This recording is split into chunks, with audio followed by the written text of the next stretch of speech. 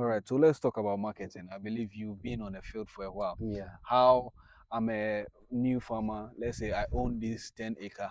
I don't know anyone. How do I even start? So there is something simple that in Ghana here you can do to make to make your plant produce more. Okay. That is applying an attractant. So let's talk about storage, how to store humidity level, Yeah. how to keep your vegetables. Because right now, when you don't have the market Sure. and you want to store it a bit, how do you? Okay.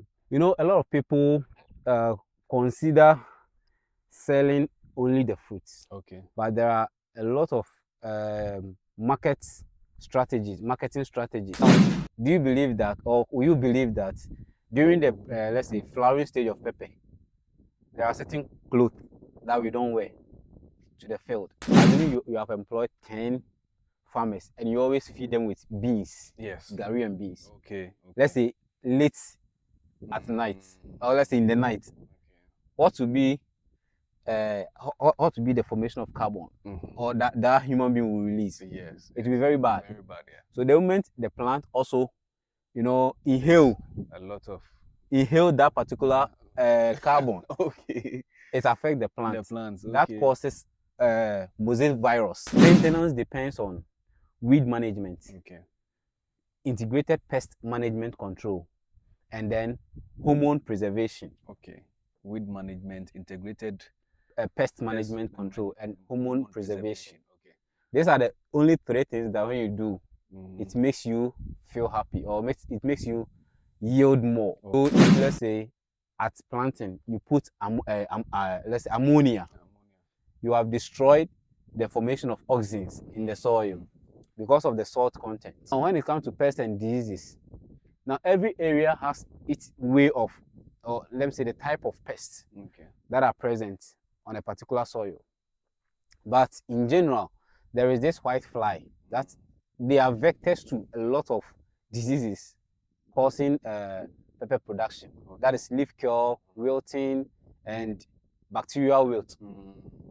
They are all caused by white fly. So today we are looking at, I wrote some topics here that we will be looking at: general pepper farming knowledge, soil and land preparation, looking at planting and crop management, nutrient management and fertilization, pest and disease management, weed management, pruning, and flowering, pollination. So it's going to be a very detailed video. Make sure you stick around till the end of this video, because I believe you are going to get something profitable for your endeavor.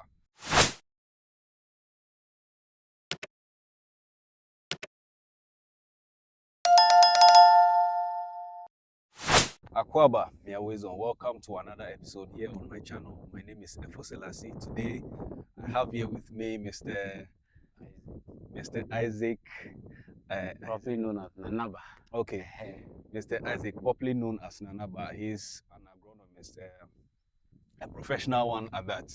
So today I'm here at Kumasi-Mampong. We are on a 10-acre pepper farm, and then I've decided to speak to him to have a few knowledge on, or seek his knowledge on, the agronomical practices in pepper farming. So if you can just briefly, before we get into the agenda of today, if you can just introduce yourself to us properly. Okay. All right. My name is Isaac, and most of the people call me Nanaba. Nanaba. Yeah, I'm actually a farmer and agronomist. Okay. Yes. And our company is Isado Agri Village. Isado Agri Village. Where is okay, you can continue. Okay. So we are located in Kenya. Okay. The eastern region. So our main focus is on crop production, especially vegetables. We do vegetables, annual crops, biennial crops, and perennial crops. Okay. So depending on the type of challenges or maybe consultancy services that you want, we provide that kind of services to our clients. All right. So today we want to go into details. I'm sure as I've gotten you here, it will be difficult to see you again. So I want to make sure I pull everything I can out of you. Okay.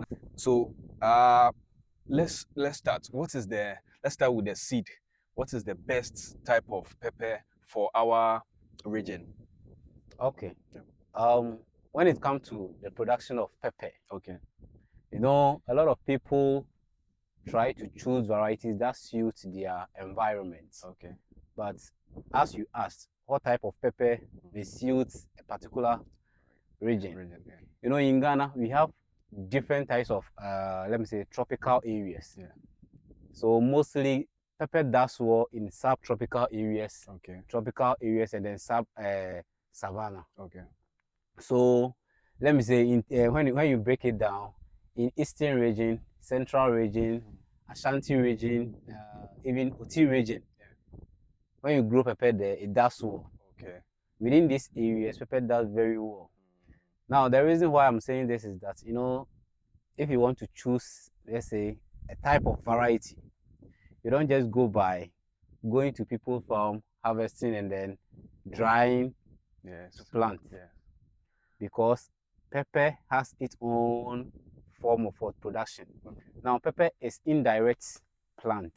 If I say indirect, you have to nurse it before transplanting. Okay. Unlike okra, that you plant direct. Meaning, when it comes to the production of pepper, before you choose a variety, you have to look at some qualities, some factors before choosing a variety. So first of all, you look at your management system. Okay. Your management system. You do your soil test. You choose a particular soil that is well drained. Okay. So sandy to clay loam is best for pepper production. Even clay loam is best for pepper production. Okay. So it means pepper can be done in let's say in a wide range of soil. Okay. At a pH of what? Less acidic or less alkalinity. Okay. You see, that's a pH between 6.5 to 7. Okay. Is best for pepper production. Yes. So with that, after you've gotten your seed, the right seed, we are looking at the soil. You talked about loamy sandy, and then the pH levels that you need. What other important factor do you need to consider? Okay. When we talk about factors, now we have factors that affect germination. Okay. And you have factors that are necessary for germination to take place. Okay. So negative and positive. So now before a seed germinates, it has to go through a lot of process. Now, when a seed, let's say at the dormancy stage, when a seed is there without germinating, that is the dormancy stage. Okay. So we have a way of breaking seed dormancy. Okay. You see, we have a way of breaking seed dormancy. So factors that are needed for dormancy breaking, we have 3 main factors. You know, the seed has to go through an activation process. Okay. You have to activate the seed. That is, let's say, getting a little water or let's say moisture. Okay. For the seed coat to become soft before the seed can be what? The embryo can be opened. Okay. That is the seed activation period. Yes. Before a seed will germinate. Yes. So before a seed will germinate, 8 factors that will be needed is to look at the soil depth. Soil depth. At the age, let's say at a range where you put seed in the soil. Okay. It shouldn't go too deep in the soil. Okay. And it's not, you know, it will need certain temperature before the seed will germinate. Putting seed, you know, pepper itself undergoes through a scotodormancy. That is, before you nurse it, you have to cover it under shade before germination takes place. Okay. So what's the right temperature? At least a temperature between 30 degrees Celsius, between 27 to 30 degrees is okay. And yesterday I was at a place. They nest pepper and they put it in a dark room. Yes. Okay. That's the scotodormancy. Scotodormancy. Okay. Because pepper is not, it undergoes indirect germination. Okay. Meaning it has to go through a process before bringing it to the main field. You understand? Unlike okra, when okra goes through photodormancy, meaning it requires enough sun or sunlight to germinate. Okay. And whilst pepper goes through scotodormancy. Scotodormancy. Yes. Oh, all right. So now that We are taking it step by step. We've gotten our seed, it's germinated. We've done the right things, it's germinated. The land preparation itself, how do we go about that? Okay, before we go to the land preparation, Okay. there are some certain terms that we use in agriculture. Let's say seed priming. Somebody will ask, what is seed priming? Okay. Now, before you even put seed on a bed, you have to prime your seed. You have to treat the seed before putting it on the bed. So seed priming is simply, let's say, dissolving the seed in water for at least 24 hours. Okay. Before it even goes into the seed. So tray. you are helping the seed, you're helping the dormancy, period to be short. You are shortening the dormancy period. Okay. So that is seed priming in general. So seed priming, you can use water for seed priming. Okay. That is hydro priming. We have osmo priming. Okay. We have solarization. Okay. So we have a lot of, and we even have chemical process of priming seed. Which one is the best? Oh no, to we local farmers, I think we normally use the hydro priming. The water. Yes, the water. Okay. And then when it comes to treatment, the soil that we are going to nest our seed on, it has its own factors that are affecting it within. So you have to treat your seed against bacteria, fungi before putting the seed in the soil. Okay. So with the water, do you put anything in it before you pour the seed? No. It's just when it comes to the priming, plain water. Okay. All right. That's a plain water. But when it comes to treatment, it's either you treat it with insecticide, fungicide, or let's say microbacterial. Okay. And how does the treatment process go? Well, with the treatment process, assuming let's say we want to treat it against termites. When you put seed in the soil, there is a possibility that termites can even destroy all the seed. So you have to treat it with termiticide. So if let's say it's fungi, you have to treat it with fungicide. Okay. If it's nematicide. Okay. Yes. So how are you able to determine which one to treat it? You look at your soil. So first of all, you have to do your soil test. Okay. You have to conduct a soil test. Now the soil test will help you to know the pH level, the moisture level, the layers of the soil. Okay. Now a lot of farmers fail because they don't know the layers, the number of layers the particular land is having.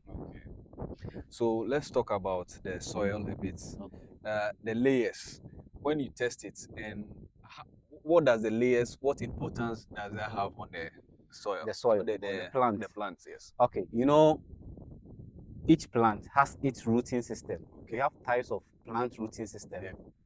So we have plant that has to pick its nutrients from the second layer. Okay. Some picks its nutrients from the third layer. Okay. We have shallow roots, which picks its nutrients from the upper, let's say the first layer. Okay. So assuming a soil has been stripped by, let's say, this sun raining. Yeah. You understand? Maybe those who have been, collecting sand from the soil. When they pick the first layer and you want to do vegetable production, you have to know that the organic matter has been removed. Okay. So there is no way the plant will thrive. So with pepper, which so pepper does very well in first layer because it has shallow roots. Okay. Shallow rooting system. So before you go into land preparation, you have to consider organic way of preparing land. Okay. That is incorporating manure into the soil before even plowing, harrowing, and tilling the soil. Okay, so that maintains the first layer. Yeah, it maintains the organic matter content. Okay. You understand? Okay. It's not. I didn't even want to talk about organic fertilizer. Yeah. The moment the plant itself has hormone. As we human beings, we have different blood cells. Yeah. Yeah. So you have to know the type of hormone that is present in that particular seed before you choose a fertilizer. Okay. Or you choose a method of land preparation. Wow. There's a lot that has to go into this if you want to get it right. Oh yes. Wow. So the soil, we are still on the soil. Yeah. You talk about the pH. If the pH is not right, is there a way you can manipulate it to get the level of pH you want for the particular crop? Yeah. So if a pH, let's say you know there is land scarcity, and you still want to go into, let's say, vegetable production, so we have land amendment. You have to amend the land before you start your production. So if you want to obtain a particular pH, let's say a pH range for pepper production, as I was saying, you have to incorporate manure. Okay. You have to incorporate manure. Now, looking at the slopiness of the land, it also affects production. Okay. Some land has high, let's say it's about 50% slope. Okay. Which makes nutrient leach from the soil. Okay. Especially when it rains.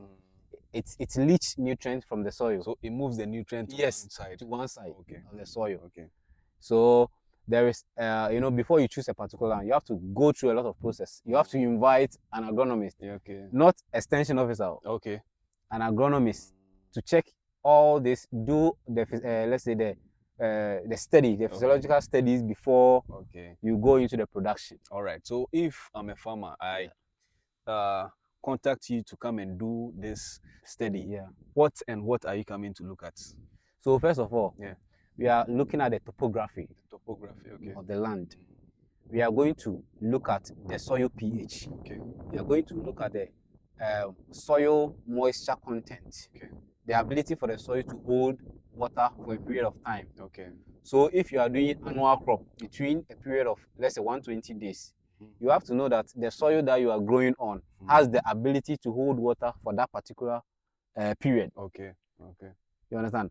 Because there is one hormone in pepper called abscisic acid. Now, it responds to stress. So if pepper has the ability to withstand stress or droughts, meaning you the farmer, you have to give it a soil that can hold moisture for a period of time. So let's continue with planting and crop management. So with this, what is the spacing? Is this the right spacing? Well, I wouldn't say it's not the right spacing. Maybe the investor or the management will be watching this video.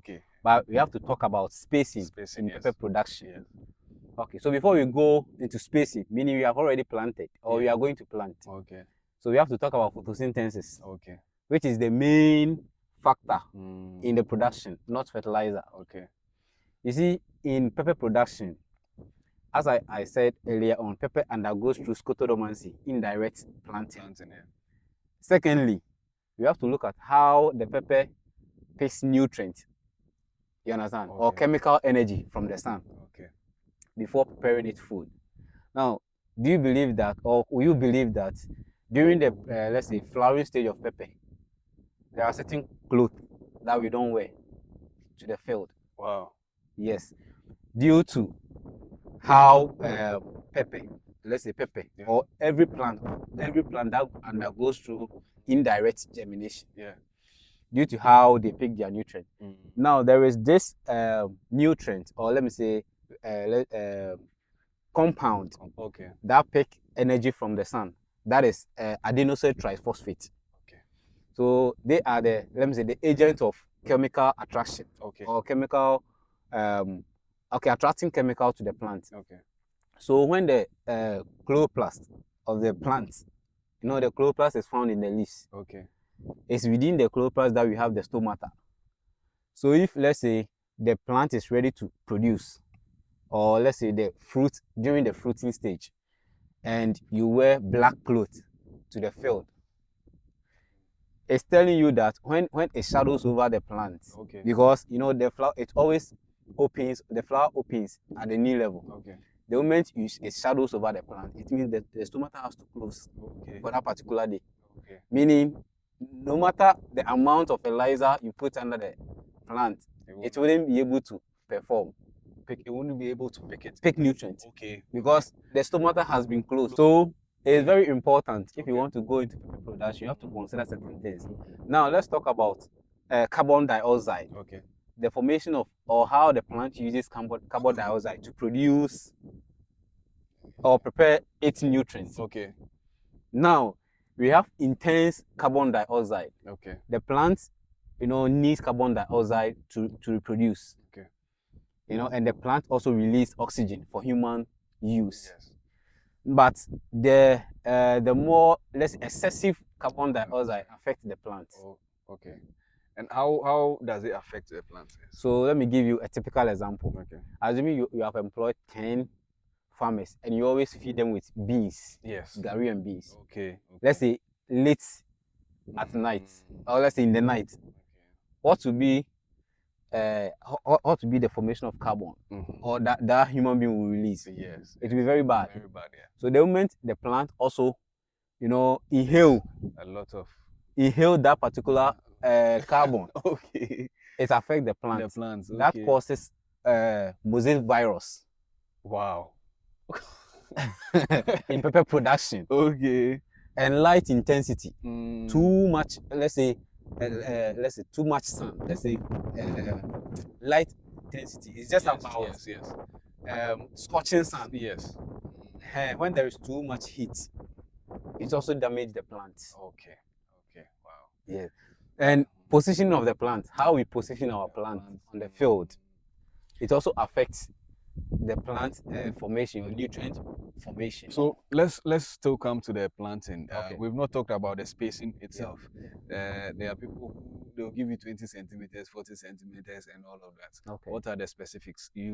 So in every plant production, we look at spacing. Spacing is based on how the plant picks nutrients from the sun, Okay. or let me say its chemical energy. Okay. Now there are certain plants that even on an acre you need to plant only 60 pieces. Oil palm. Oil palm. Okay. You understand? When it comes to pepper production, the energy that, let's say, is being attracted is not too much. Okay. You understand? So pepper is most of the time, it depends on the variety and how the leaves are opened. Okay. Or how the branches are opened. Okay. So we have different planting space for pepper. Pepper. Okay. It can be 70 by 20 centimeters. Okay. It can be 70 by 40, depending on the planting distance. But so it shouldn't exceed is the between the rows. Between the rows. Okay. Or let's say between the rows, yes, between the rows, and between plants between 20 or 30. Okay. 70, 20. Okay. Yes. Okay. Okay. All right. So with the planting, when you start planting, what are some of the maintenance culture you need to put in place to make sure that you have some good yield? Yield. Yeah. Okay. Now, maintenance depends on weed management. Okay. Integrated pest management control, and then hormone preservation. Okay. Weed management, integrated pest management control, and hormone preservation. Okay. These are the only three things that when you do, it makes you feel happy, or it makes you yield more. Okay. People only consider two of them. That is weed management and then insect control, or integrated pest management. Okay. Now, when it comes to plant hormone, there is this let me say microbacteria, let's say micronutrients in the soil called azotobacter. Now, with this one, before you even plant the pepper, you have to incorporate a mycorrhiza. Okay. Now the mycorrhiza boosts, it boosts that particular nutrient in the soil for root development. Okay. Remember that we have auxins. Auxins is part of the plant hormone. Okay. It helps in cell elongation. Yeah. You see, it helps in cell elongation. So if, let's say, at planting you put let's say ammonia, you have destroyed the formation of auxins in the soil because of the salt content. Okay. So you were saying we should infuse a certain nutrient. You mentioned the name mycorrhiza. Mycorrhiza. In what kind of fertilizer can you get? No, mycorrhiza is we sell mycorrhiza. Okay. Yes. We have brands. Okay. We have mycocaine, a whole lot. Oh, okay. It's very important. It helps the roots to develop. It only helps the auxin and cytokinins. They helps in cell development, cell elongation, and then let's say plant differentiations. Okay. Helping it to fruit more. Okay. before you even add ethylene. You know, ethylene helps the fruit to ripe. Okay. It's also a different nutrients content on its own. They are all found in our basic fertilizers that we Fertilizers, use. okay. But if you're not able to choose your fertilizer well, okay. yes. So with that, which kind of fertilizer can we get that in? So let me give you a simple. Yeah. I will not mention any brand of fertilizer. Okay. But we are talking about organic fertilizer. Yeah. Now, if you look around this particular place, we have neem trees around. We have neem trees. We have coconuts. Okay. Now, coconut is one of the plants, plants that contains a lot of hormones. Okay. So the coconut water or the coconut milk preparation alone has about 3 of the, let's say, hormones, which helps your plant to reproduce or produce more. Okay. So can you do the farming organically without using any other chemical fertilizer, like the neem tree, the coconut? Yeah, you can do farming without. Yes, you can do it. Okay. And it's very simple. Going into organic farming here in Ghana is very difficult. Yeah, okay. The reason is, if I want to go into organic farming, it has to be, let's say, about 1,000 meters away from other inorganic farming. Okay, because it will still affect. Yes, it will still affect it. So you having in mind that you are doing organic farming, your neighbor is applying insecticide, which is, airborne. Airborne, okay. You understand? Okay. But there is a way we manage to get our production through organic farming, despite the fact that all these factors affect it. Okay. So we'll be coming, we are still going on. We'll be talking about fertilizer application, insecticides. But for now, let's talk about watering. How often should you water? Okay. So, irrigation in pepper production, it sometimes becomes challenges.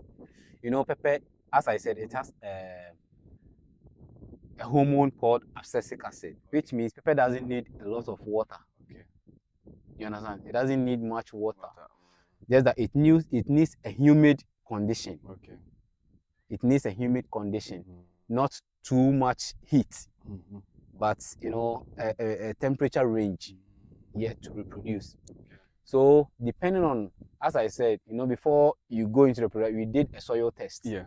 So the soil test result will give you the protocols of what irrigation. Okay. So it's not like if your plants are, if you see that it's dry, one size fits all. No. It depends on the type of soil and then the quantity of, or let's say the moisture content. Yes. Okay.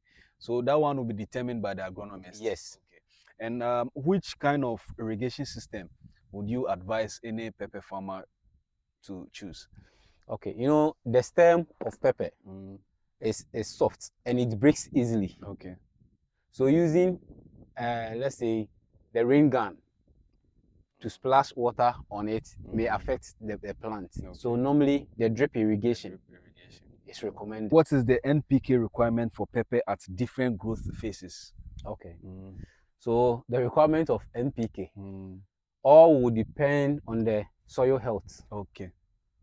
All will depend on the soil health. So if the soil has more nitrogen, meaning you have to adjust and then feed it with the other nutrients. Okay. But in general rule, we have a certain amount of nutrients, or let's say NPK, that you can feed your soil with. Okay. So if let's say one particular nutrient is small, what can be the effects?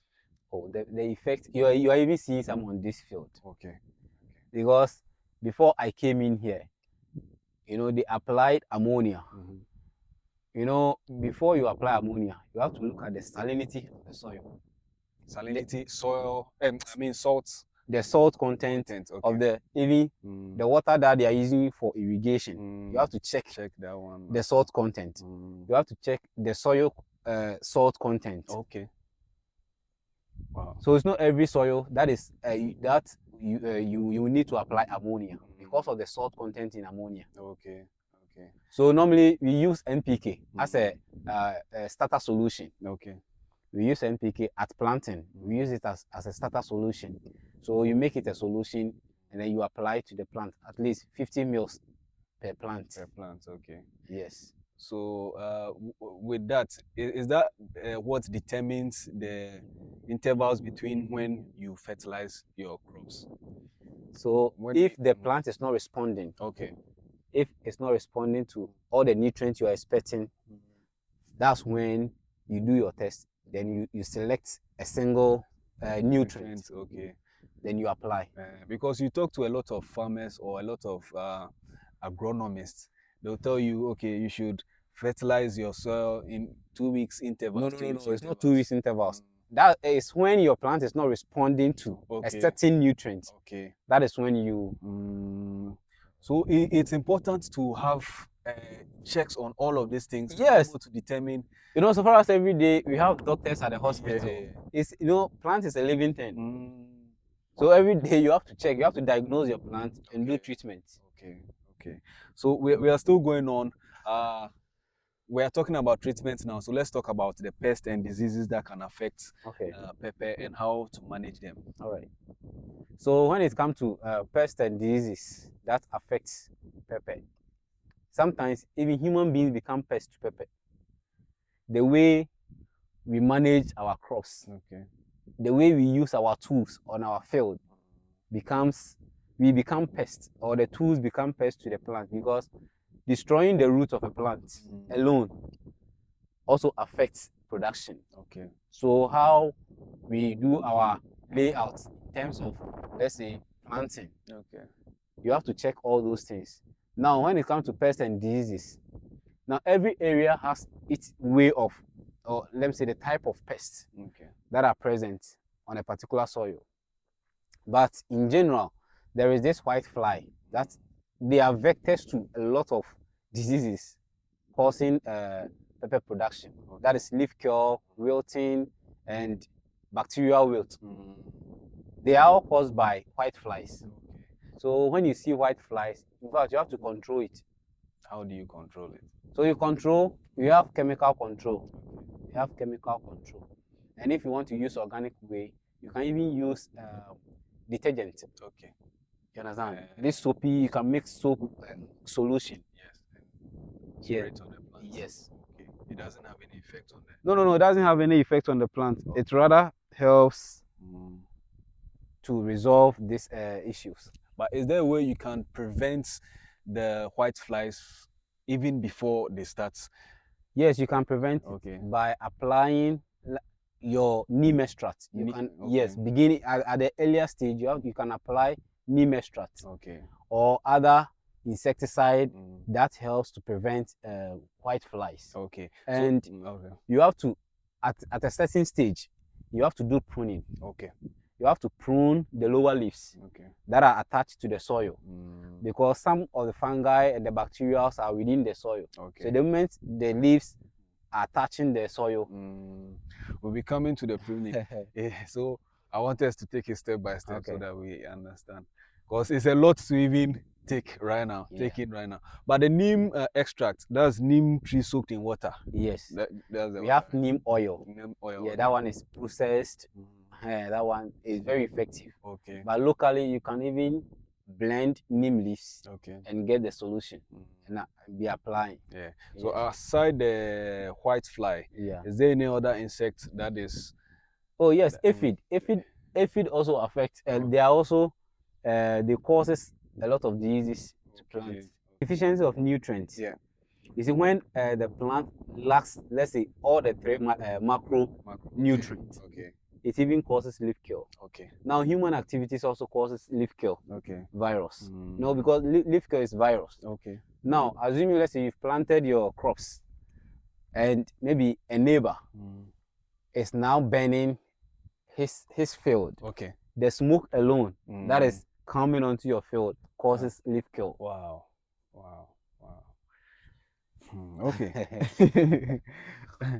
All right, so weeds are they causes a lot of disease outbreak. Yes.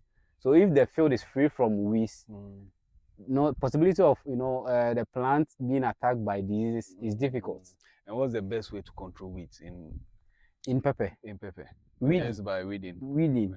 Okay. So you can weed either manually or mechanically. Yeah. All right. So Yes. let's talk about the pruning as well. You were already giving us some points on that. Okay. So we have difference between pruning and rat-tuning. Okay. You know, pruning is that is when you are removing excess leaves. Okay. Excess leaves or affected leaves from the plant. Okay. And at what stage do you do the pruning? So at the growth stage. Okay. It's at the growth stage, not at the seedling stage. At the growth stage, that's where we do the pruning. Now, pruning enhance, fruiting. Okay.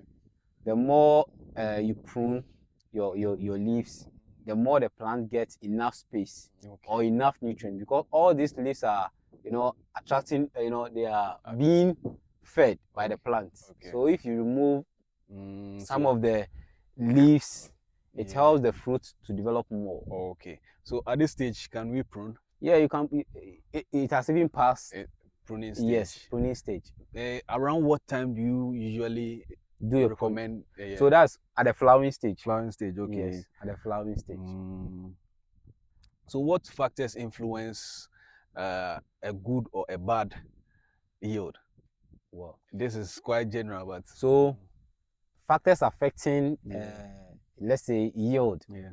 That is excess wind. Excess wind, okay. Excess wind. Now, if there is too much wind, we have agents of pollination. If let's say the bees are not able to settle on the plant to pollinate, it affects the yield. You understand? Okay. It affects the yield. So there is something simple that in Ghana here you can do to make to make your plant produce more. Okay. That is applying an attractant. Okay. Anything that attracts bees, or let me say any agent of pollination. Something like palm wine. Palm wine.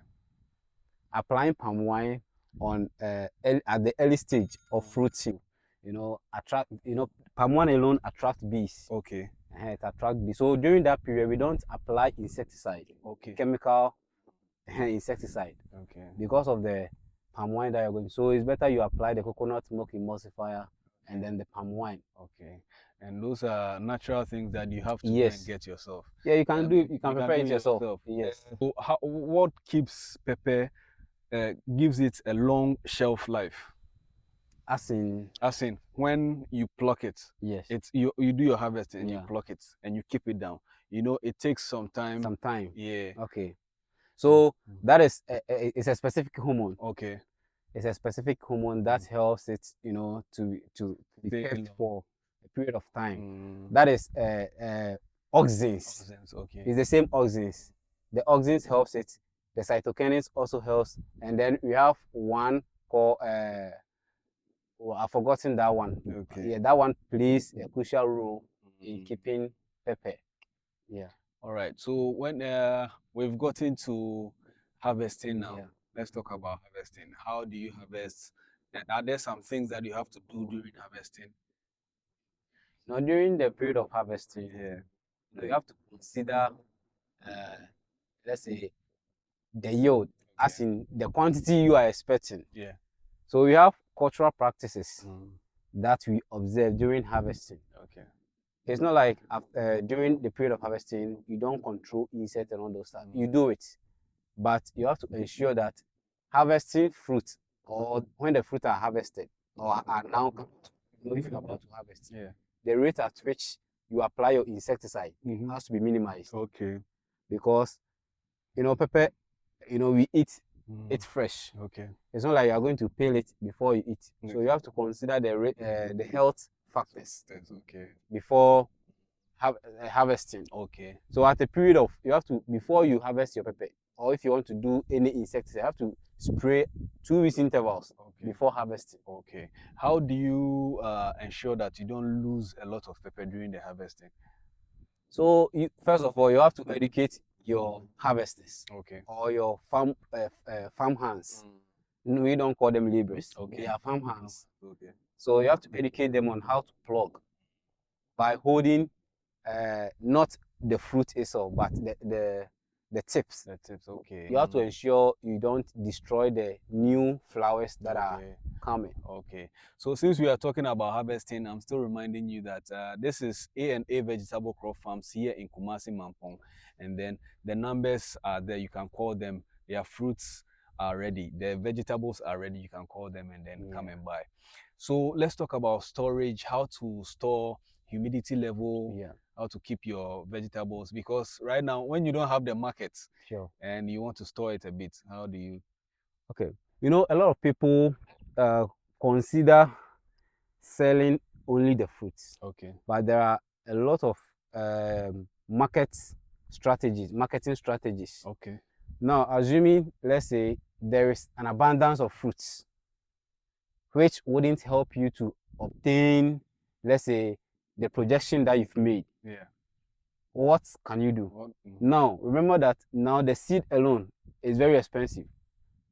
So some farmers can also consider extracting the seed, because in Ghana, we have seed certification. We have the agencies that can give you certificate of, let's say, you being a seed breeder. Okay. Okay. So the seed alone is another business on its own. Wow. And the seed alone is another business. So if at a point where the hormone, the ethylene hormone has become excessive, that is at the point of rotting, you don't need to throw your seed, your fruit away. You have to do extraction. You have to learn how to extract seed, how to treat it, and then store for next season. But have you come across or encountered any company that's doing that here in Ghana now? In Ghana? Yes. Oh, I mean, you know, you have even you can pass through. Mufa can even help you to do seed certification. Okay. Okay. You can go to CSI. They also help you in yes, seed certification. All right, so let's talk about marketing. I believe you've been on the field for a while. Yeah. How I'm a new farmer, let's say I own this 10-acre. I don't know anyone. How do I even start? Well, you know, marketing is one of the challenge that we local farmers are, you know, facing. Yeah. Unlike people with determination, like you know, before you start your production, you have to do a market survey. Yeah. You have to get your market. You know, there are people who want the produce. Yeah. But we don't take the step, as in going forward to look for the buyers. Okay. When was the last time you heard that pepper has become abundant in Ghana? Every day there is market for it. Yes. Yes. Just that people feel that they are only on the farm to produce. So they only think of market that when the fruits are ready, then they will find themselves wanting. Okay.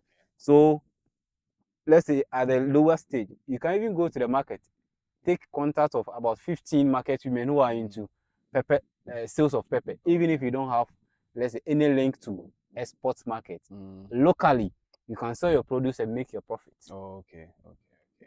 All right. So you talked about the local market and exports. Do you know anything about the export you can share? Oh, yes. You know, there are agencies now in Ghana who are, you know, helping in exporting our vegetables. Okay. Not only like it includes perishable goods. Okay. But all depends on you passing through the process. You know, before you export, let's say, goods to, let's say, outside. Yeah. You have to do trapping. You have to invite the agency to set traps on your field. Give you all the protocols that are necessary, you know, for your goods to be accepted. Okay. You understand? Yes. You can't just select any chemical to use and maybe look for export markets. The way we use our chemicals here is not the same as they use over there. Okay.